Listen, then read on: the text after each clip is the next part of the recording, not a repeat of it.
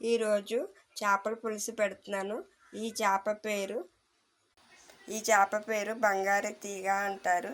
చూసారా ఎంతంత ముక్కలు ఉన్నాయో. దీనికి కావలసినవి సాల్ట్, పసుపు, కారం, చింతపండు నానబెట్టిన పులుపు, పచ్చిమిరపకాయలు, ఉల్లిపాయ మసాలా ముద్ద, జీలకర్ర, 8 పచ్చిమిరపకాయలు వేసాను. ఇప్పుడు చేప ముక్కలు వేస్తున్నాను. మొత్తం చేప ముక్కలన్నీ దాకలా వేసాను. ఇప్పుడు ఉల్లిపాయ ముద్ద వేయాలి. ఉల్లిపాయ ముద్ద వేస్తున్నాను. 4 గరిటెలు వేసాను. పసుపు, సాల్ట్ సరిపడి అంత వేసుకోవాలి. మొత్తం ఇప్పుడు ఉల్లిపాయ ముద్ద ఎన్ని కలిపి ముక్కలకి బాగా పట్టించాలి. చింతపండు పులుపు వేస్తున్నాను. చింతపండు పులుపు వేసి బాగా కలిపేసాను.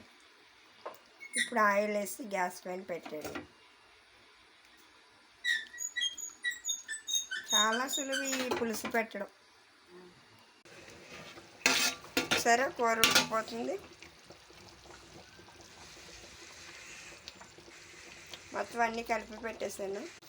చేప ముక్కలకి ముందుగా ఉప్పు పట్టించడం వల్ల ముక్క రెక్కండి ఎంత బాగా వచ్చిందో ఉడికేటప్పుడు. మీరు కూడా ఇలాగే పెట్టి చూడండి. ఈ చేప పేరు బంగారు తీగ. మొత్తం ఉల్లిపాయ ముద్ద, మసాలా అన్నీ కలిపి పట్టించేసి పులప వేసేయడమే. చేప ముక్కలు గిన్నెలు వేసి. కూర ఉడికిపోయింది. చేపల కూర ఎక్కువ టైం ఉడకకూడదు, ముక్కలు బాగా ఇడిపోతాయి. ముక్కలా ఉండాలంటే తక్కువ ఒక 20 నిమిషాలు ఉడికితే చాలు. అదిగో ముక్కలు ఉడికిపోయినాయి.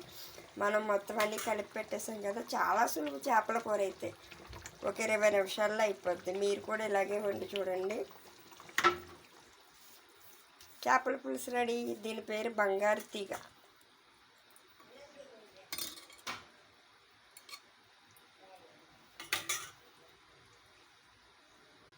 గోల్డ్ ఫిష్ కర్రీ రెడీ అయిపోయింది.